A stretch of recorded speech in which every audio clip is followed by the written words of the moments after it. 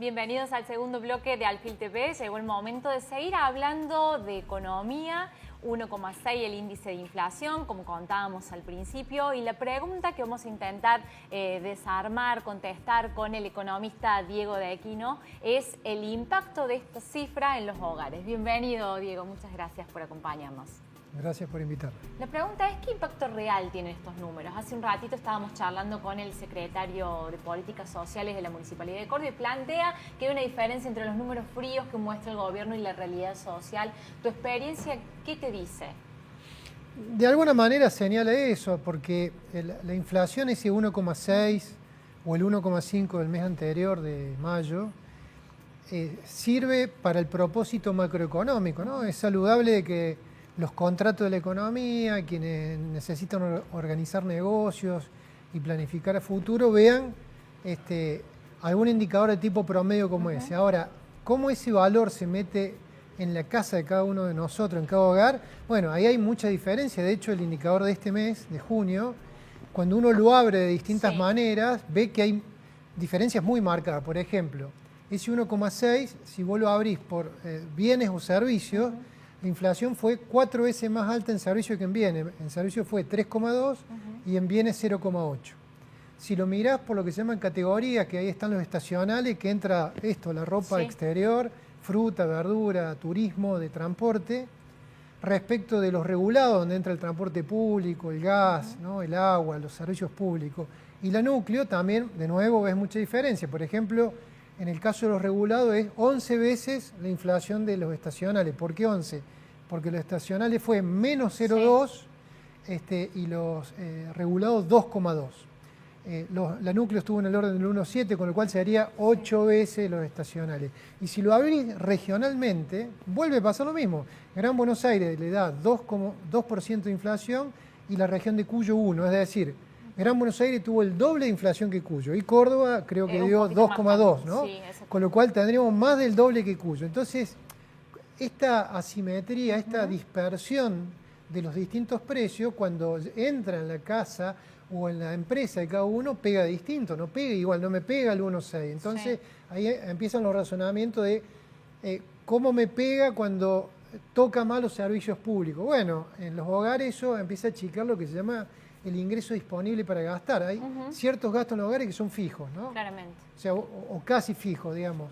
O cambiarlo implican cambiar tu estilo de vida. Entonces, dejar de echarle combustible al auto o de tomar un colectivo para ir a trabajar o llevar a los chicos al colegio implica ir caminando o en bicicleta, ¿no? ¿Y qué explica esa heterogeneidad dentro del mismo índice? Digamos, que el índice tenga un valor y que dentro del índice, descomponiéndolo, haya rubros que han crecido tanto e incluso algunos que han decrecido o que geográficamente también varíe tanto el índice. Hay muchos factores que ayudan a entender, pero en este proceso de descenso rápido de la inflación muy alta, lo que empieza a haber es un ajuste de distintas relaciones, de distintas situaciones.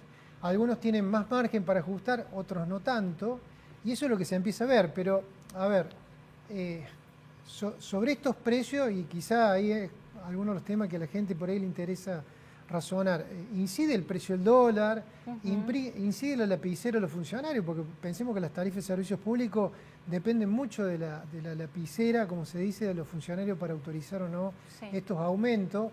En el caso de la cadena de productos del agro, está muy vinculado al impuesto distorsivo excepcional, que son las retenciones, que está vigente, que se había retirado parcialmente, ahora se lo repuso a partir de julio. Y por otro lado tenemos los salarios, ¿no? Que el poder de compra, todos lo sabemos, ha caído de manera muy fuerte en los últimos años, ¿no? Y de hecho también esta semana se conoció que la gente está teniendo más problemas para pagar los créditos que tomó, el endeudamiento con la tarjeta de crédito, por ejemplo. Mi razonamiento es que este ajuste que está produciendo la economía, acá no voy a connotar cuestiones del gobierno, después si quieren las hablamos, pero este ajuste que está produciendo la economía y que se ve como un avión que está tratando de aterrizar muy dañado después del proceso de muy alta inflación, cada vez que va más despacito se empiezan a ver más claros los daños. Bueno, ¿cuáles son los pasajeros más sufridos en este aterrizaje? Es lo que yo llamo, o lo que llamamos la clase media, ¿no? Yo creo que esa amplia franja que gana o reúne cada hogar entre 1,5 millones a 3 millones de pesos por mes es la que más está sufriendo esta situación. Y esto, digamos, ¿por qué ocurre de esta manera? Bueno, por lo que señalábamos, ¿no? Porque esa clase media tiene un estilo de vida donde muchos de los gastos fijos han aumentado bastante más que la inflación, por ejemplo, lo que llamamos los precios regulados, o su poder adquisitivo ha caído y no se recupera. Mientras esta clase media intenta defenderse, su estilo de vida, empieza a recurrir a estrategias, ¿no? Las primeras es mantenerse donde está. Una es vender los ahorros, los dólares, ¿no? Los dólares, Exactamente. Y la otra, endeudarse. Y estos indicadores de que la morosidad empieza a aumentar, empieza a mostrar que no tienen capacidad para reponer ese ahorro o esa deuda que han tomado. Con lo cual, la corrección que va a seguir, si esta situación de los salarios reales no cambia rápidamente, que yo creo que no va a cambiar, ¿no? Esta es una situación que va a demorar en mejorar si mejora, bueno, va a haber un cambio en las conductas de consumo, ¿no? Que eso implica cambiar nuestra calidad de vida o la calidad de vida de ese sector de la población. Y las cámaras de supermercados ya lo vienen reflejando, que cae el consumo en productos básicos, arroz, fideo, ya es algo que venimos viendo desde hace varios meses. Pero te llevo ahora a la pelea política que existe en torno al gobierno y las provincias que sostienen que el ajuste no lo hizo los gobiernos, o sea, los estados subnacionales. ¿Cómo te paras frente a esa polémica? ¿Cómo la estás viendo? Yo creo que la polémica es cierta, es correcta, ¿no? Sí. No hablo de verdad, y es válida, ¿no?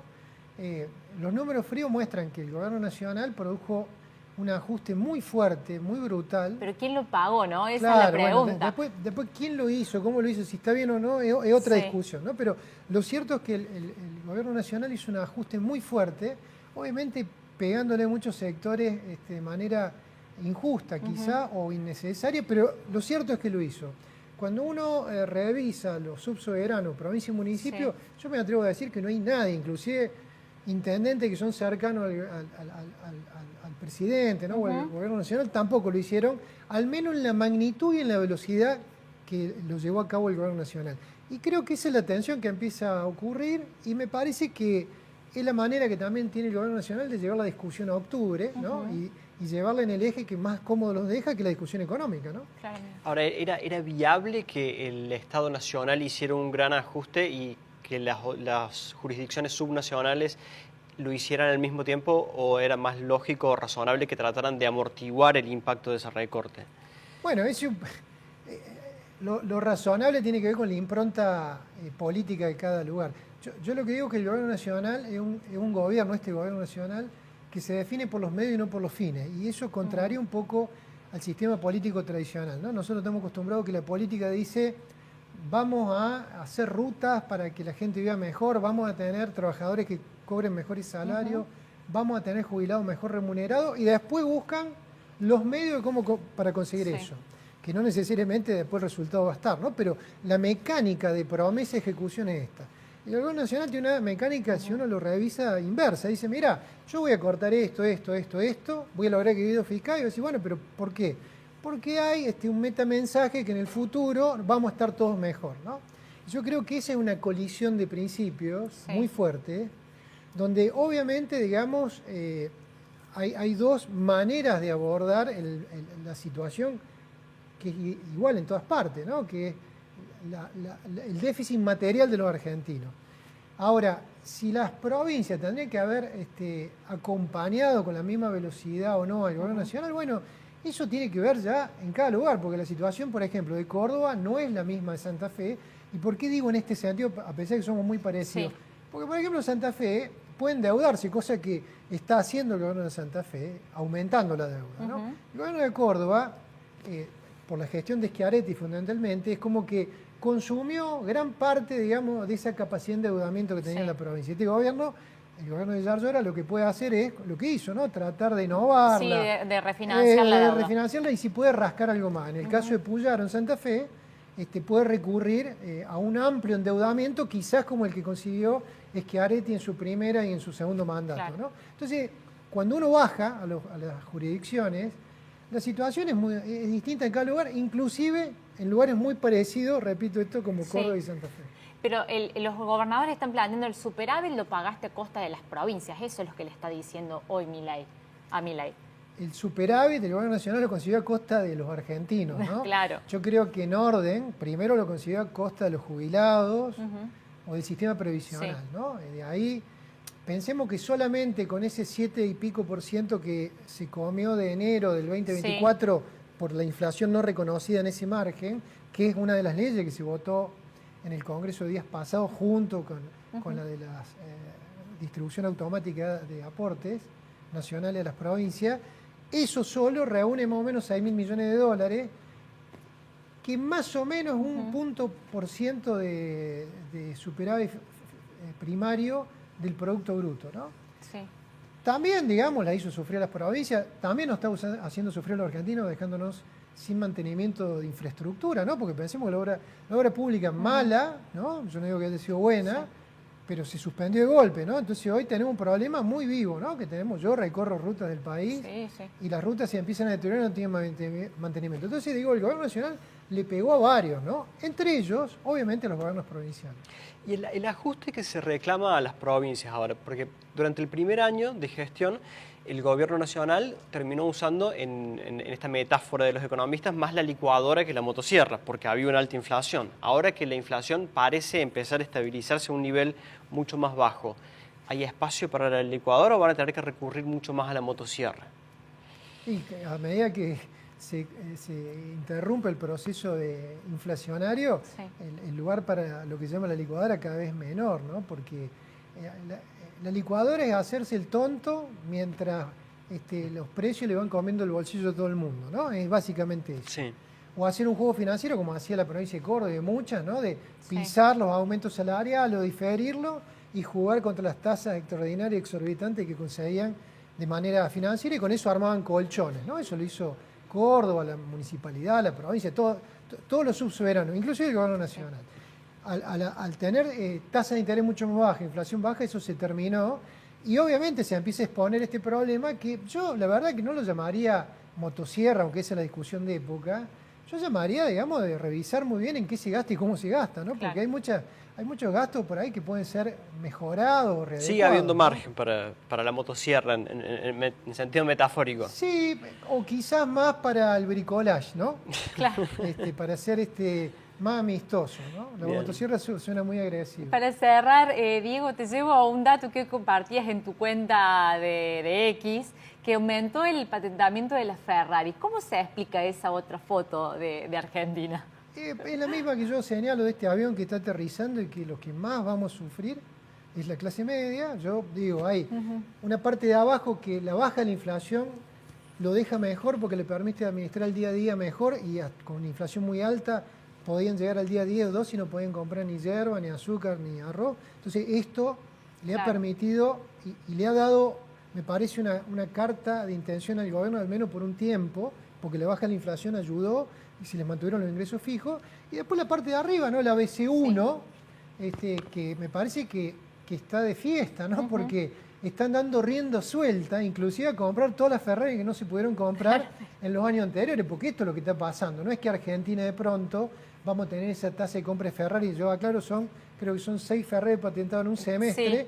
La proyección es entre 2 y 15 en el año y el récord creo que eran 8 o 9, ¿no? Sí. Estamos hablando de vehículos que valen más de $300.000 dólares. Sí, ¿no? Todo un emblema también, si se quiere, cuando se lo compara Milei con la época menemista. Hace un rato salió la publicación de la importación de autos de junio, ¿no?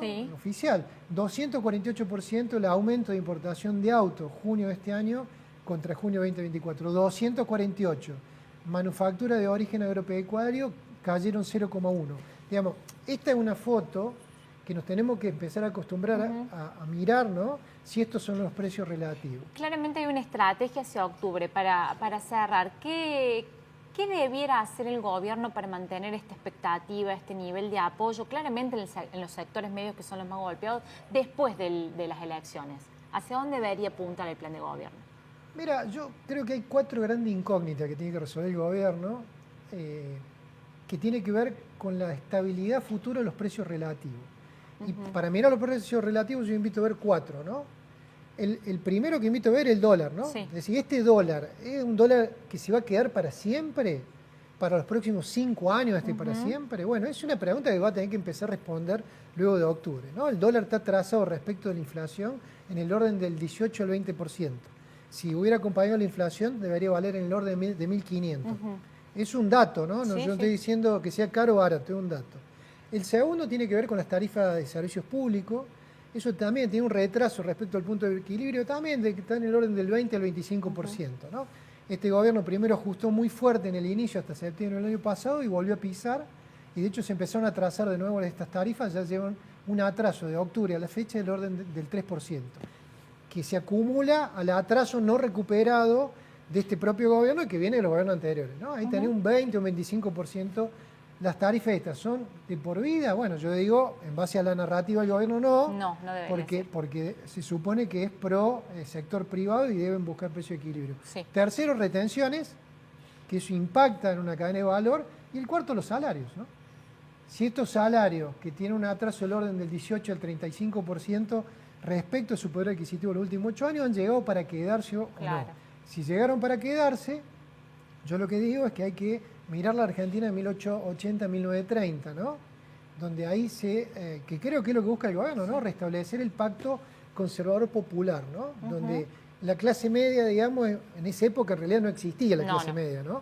Pero el fenómeno de la clase media en Argentina va a quedar fuera del juego de los votos políticos, ¿no? Me parece que la búsqueda del gobierno tiene que ver con eso. Bien. Y hay que acomodarse o arriba o buscar con fuera abajo, ¿no? Bueno, Diego de Aquino, muchísimas gracias. Clarísimo ha sido toda tu explicación. Dale, muchas gracias a ustedes. Bueno, muy amable. Nosotros nos vamos a la pausa y muchísimo más Alfil TV. Quédense ahí.